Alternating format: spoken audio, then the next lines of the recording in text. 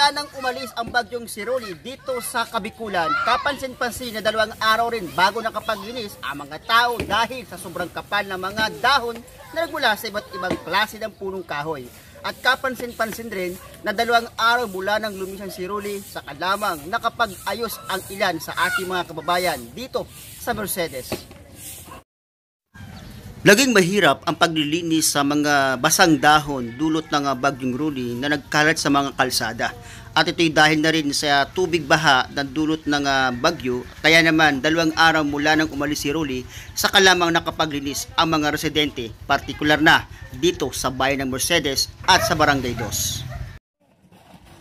Kapansin-pansin nga yung pagiging abala ng mga tao, partikular na dito sa isang barangay, sa Barangay 2, kung saan bayanihan na nagtutulong-tulong ang lahat ng mga residente dito sa Purok 1 sa pangunguna ng kanilang Purok President na si Mrs. Jeline Pajarillo.